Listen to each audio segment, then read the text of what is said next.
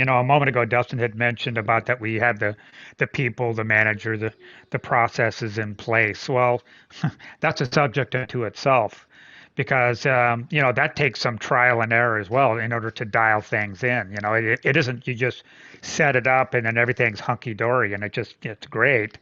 Sometimes you have to do some course corrections along the way. Maybe you've got the wrong manager in place.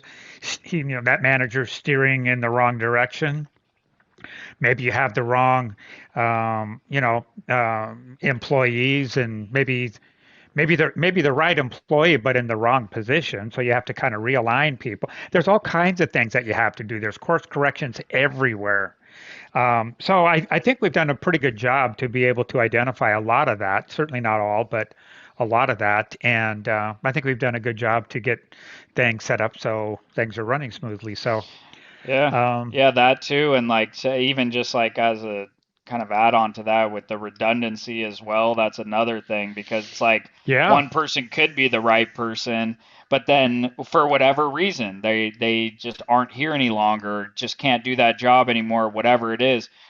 Well, now what do you do? So that's why setting that up like contingency plans and all that sort of stuff, just being prepared for if this happens, what do we do? And so just to be cover your bases and be prepared. And sure. it's a lot more, you get so sometimes those lessons are sometimes learned the hard way because then if you don't have that in place, it's like, well, I guess I'm back in a job until we can get That's this right. established again. So it's like Sure. that's your system isn't, your business system isn't as secure as you think it is. You get tested.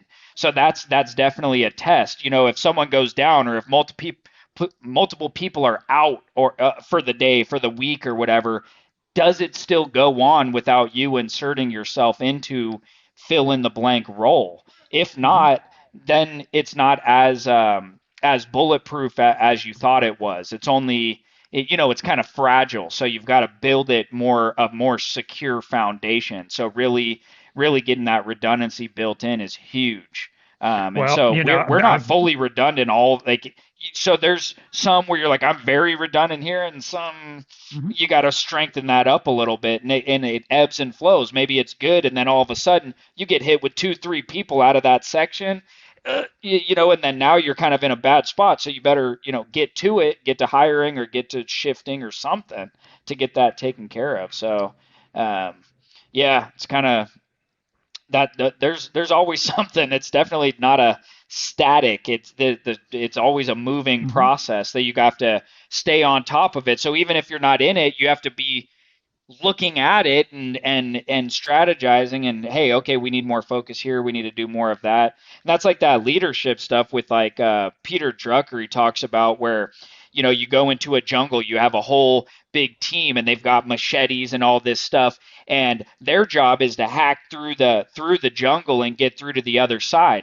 But what are you going to do? That you just go in there and start hacking things? Well, you don't know where the other side is. That's why the leader needs to go up on a tall ladder, oversee everything, and see where the other side is. Then go down and tell the manager, the leader of the machete slicers, let's call them, to go that way. And so then he's tells the manager go that way. And so in the same way, we need to be observing the business and then tell the managers, hey, focus on that, hire over there, go that way. So really important. Hmm. Yeah, having those redundancies, I know for us has been so helpful for us to be able to stay on task, open up that mind space, and allow us to do the extra works that kind of helps allow us to take the business to the next level. And we know we're always talking, hey, let's cross train. Even though we don't have somebody dedicated for a backup, it's like we should cross train somebody else so that we can fill them in that spot. It's been super helpful for us. So that's a really good point. Hey everyone, thanks a lot for joining us on this clip of the We Blowing Up podcast as me and my family are on the pursuit of blowing up our small family business and taking you along for the ride. Now, if you want to see the full episode, check that out right up here. Otherwise, check out another clip of here and make sure you're subscribed so you don't miss out on future episodes and clips.